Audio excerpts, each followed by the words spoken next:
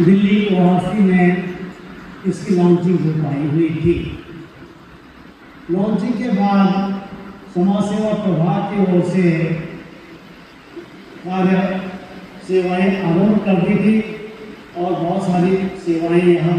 राज्य के देश में हो चुकी हैं, जो अभी हम इसी सभा में श्रव्य दृश्य के माध्यम से उसकी संक्षिप्त झांकी देख पाएंगे। और आज यहाँ पर जो हम उपस्थित हुए हैं, जिसमें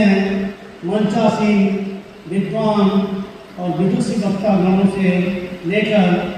सभा में उपस्थित आप सभी भाई बहनों का हार्दिक अभिनंदन करने का जो ये बहुत सौभाग्य प्राप्त हुआ है। हृदय की अतल गहराइयों से जो आपका हम स्वागत करने के लिए यहाँ उपस्थित हुए हैं, करने के लिए उन परिवारों की जो हमारे पुरातन काल में जो बृहद परिवारों की श्रृंखला हुआ करती थी, जिसमें दादा दादियाँ होती थी, नाना नानियाँ होती थी और उनके बीच की पीढ़ी और उनके छोटे बच्चों के माँ बाप और उनके दादा दादी, उन सभी पीढ़ी का एक परस्पर सामंजस्य हुआ करता था, समन्वय हुआ करता था। लेकिन पिछले कुछ समय से, कुछ दशकों से कहा जाए तो ये पश्चिमी सभ्यता, क्योंकि ये जो प्रचार प्रसार के बहुत अत्यधिक माध्यम बन गए हैं, उन माध्यमों के आधार पर जो है क्या है कि पश्चिमी सभ्यता ने हमारे देश में भी अपनी जड़ें पसारनी आरंभ कर दी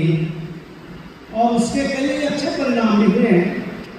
लेकिन दुष्परिणामों की भी कोई कमी समय वो विभाजित होती चली गई है।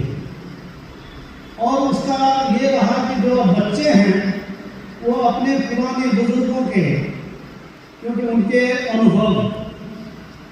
उनकी उपलब्धियाँ और उनके महत्वपूर्ण जो जीवन में उन्होंने अर्जित किए हैं, उसे वो वंचित रह गए। और वंचित रहने से क्या हुआ कि भारतीय जो संस्कृति थी, महान संस्कृति जिसका आज भी पूरी दुनिया में बोलबाला है, आज भी पूरी दुनिया जिसका ये गायब होने के कगार पर है। गायब तो पूरी तरह नहीं कहा जा सकता, क्योंकि भारत एक अविनाशी खंड है